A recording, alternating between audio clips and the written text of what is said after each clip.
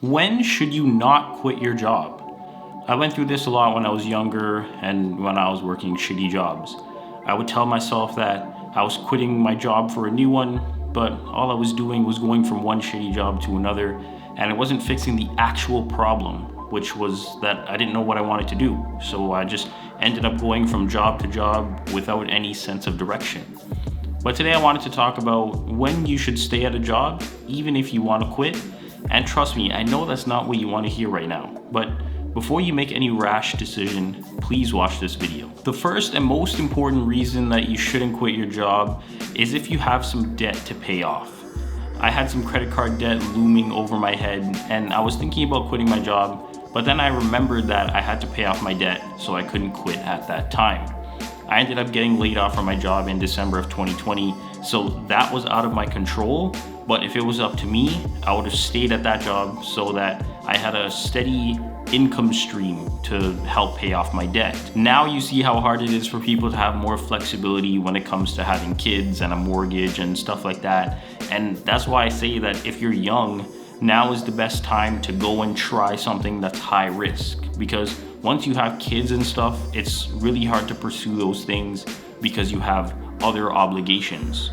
Let's say that you're 20 years old right now, just as an example. And let's also say that you're helping your parents with your bills and stuff, because living isn't cheap, especially in this economy. When you quit your job, you're not just quitting your job and sacrificing your income and now you're gonna have none.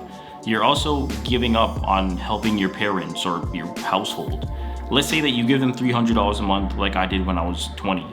When you quit your job, that $300 a month that your parents were getting, they're now not getting because you wanted to quit your job. You see what I'm saying? When you're contributing to the household expenses, you're not only giving up on yourself, you're giving up on them too. The next reason that you shouldn't quit your job is if you don't have any savings. The typical emergency fund should be like 3 to 6 months of expenses, but I like to do at least 6.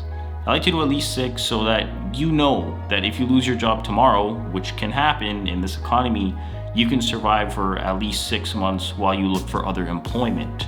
I feel like this is a necessary thing to have because let's say that you do quit your job and you don't have some money saved up. Then 2 weeks later, your car breaks down and now you don't have money to fix the car. So the distance that you were willing to travel for a job has now decreased significantly. See what I mean? It's those little things like that that you have to be aware of or that you have to keep in the back of your mind. That's why it's not only nice to have, but I think it's necessary to have. Moving on, I think if you haven't gotten to the experienced level yet in your job, then I think I would stay. When you first start out at a job, you're more than likely at an entry level. But even if you don't like your job, sometimes there still might be some lessons or skills that you can learn. I think it also looks better on your resume to say that you worked at a place for a year. When I was younger, I got jobs and left jobs without any second thought, and looking back now, I probably shouldn't have done that. I've applied to hundreds of jobs, and there were probably some hiring managers that didn't select me because they probably saw that I only worked at one place for 8 months here, then 6 months there, so they thought that I was gonna do the same thing with them.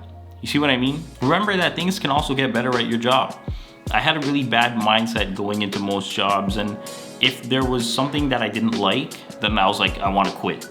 I never gave anything any time to get better, and that was a very bad trait that I used to have. But I was like 19 or 20. Not that that's an excuse, but just for some context. Like, I was a stupid kid. Now I'm older and more mature, and I have the ability to take a step back and be like, okay, in a year, maybe I can do this, or I can get this promotion in 2 years, or whatever the case is. Remember to look long term, not just short term. This next one here is controversial, but I don't think you should quit your job just because somewhere else is offering you more money. Let me explain. Yes, everyone wants to get paid more for their time, but in my opinion, there's also invaluable value in having a good work-life balance.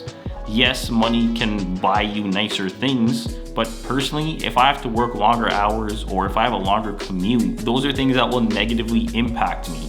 When you're searching for a job, you have to take those things into account. And when you're young, you might be like, oh yeah, I'll travel an hour to go to work, and yeah, it might not be a problem for you now, but think about when you have kids or when you have a spouse, or even for when you get older. Who wants to sit in traffic for an hour? Not many people. What you'll find is that the older you get, the more valuable your time becomes, and then you start scrutinizing how you spend your time. Ask any person that's been working for a long time, and most of them will probably tell you that they'll take less money for a shorter commute. Wrapping up here, don't assume that new opportunities are always better opportunities. Just because a new offer might seem better doesn't mean that it'll be better in the long term. Who knows? You might go there now and you might love it, but then in a few months you might hate it. This ties in perfectly with my last point here, being that you might not be thinking logically. It's difficult to not feel a bunch of emotions when it comes to your job. We do spend a third of our days and sometimes more at our jobs after all. But no matter how mad or pissed off you might be, don't make any rash decisions until you've had a chance to calm down and see the problem from all angles. Wait until you're calm and collected. Write down a list of pros and cons, talk to somebody about it so they can give you their viewpoint. Take everything into account that you think you might need to before you make a decision. Look, quitting a job is a big decision, a very big decision. And no matter how you do it, remember to keep it professional and to give 2 weeks notice if you can. I hope this video helped you out if you were thinking about quitting your job. If you have some of the necessary things in place, like some savings, or even if you found a better job, then I'm glad for you. I wish you the best of luck in your new one. If this video opened your eyes to some of the things that you should be thinking about, then I'm glad I could share those things with you. I hope this video brought you some value, and as always, thanks for watching.